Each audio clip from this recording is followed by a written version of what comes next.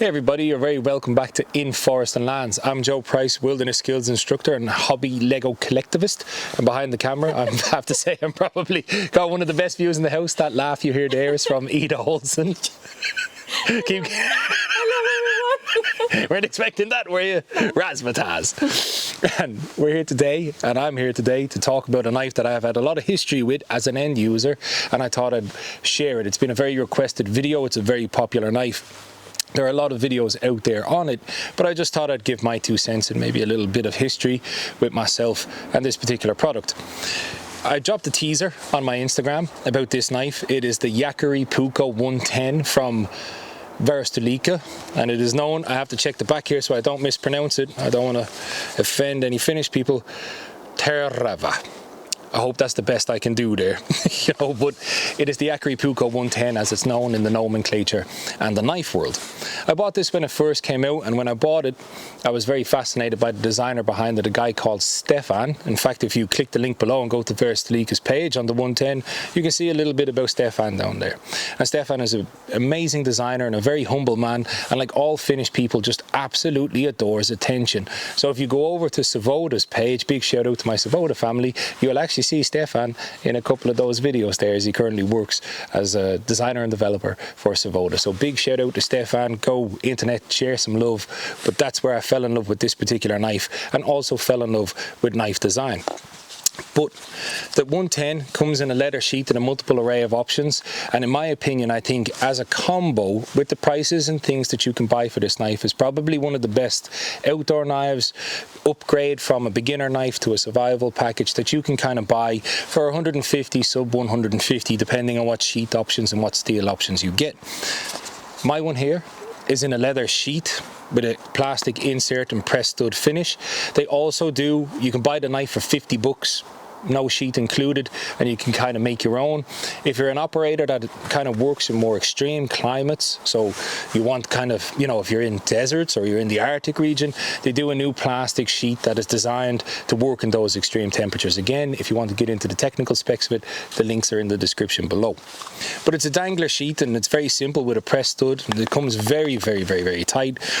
And basically what the 110 was supposed to do was to give a kind of a no muss, no fuss answer to the very traditional Finnish Puukko, which has an amazing amount of history. But once you open the press stud, carefully, they do come very tight when they're new. This was a gift from Varusteleka when we went to visit it. My old ones are now scouting around the world, retired, sold back and forth 20 times and passed around like Red Bull at a wake.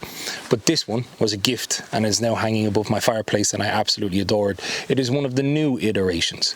So let's reveal its 30 little secrets. It is 110 because of the name, 110 millimeters overall length. It's got a 5.5-inch cutting surface, rubber over molded handle, full tank construction, which you can see pop out here, and it's as strong as an absolute tank. It's 80 CRV2 steel, 59 Rockwell, 4mm thick. An absolute beast of a blade.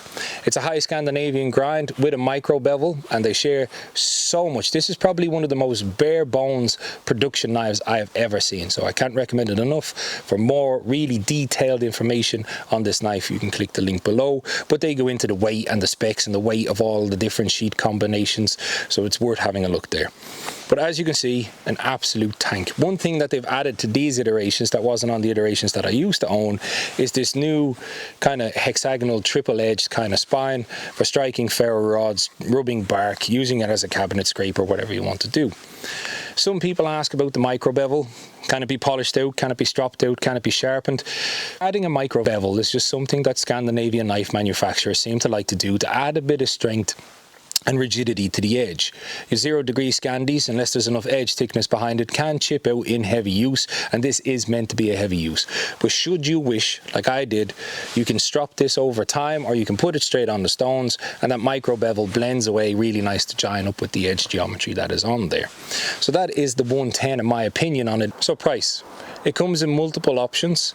$50, 50 euro starts at the lowest end, and that's just a plain Jane knife. And if you can source your own Kydex, make your own leather, all the more power to you. The next step up is with a bolter-on sheet, which is that plastic I was talking about that is designed to operate in those extreme weathers. And the more expensive option, which is 120, is the full leather sheet like you see here with the plastic insert and the press studs, the whole dress arena. So that is that, the 110 Yakari Puko. But what I'm most excited about to show you here, and I did say combo in the title, and I have talked about combination knives.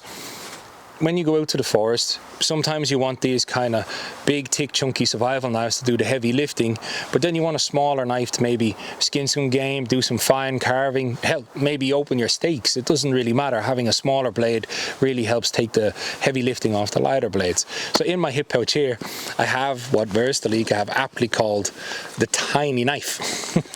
And I want to just talk a little bit about where the tiny knife and the idea behind it came from.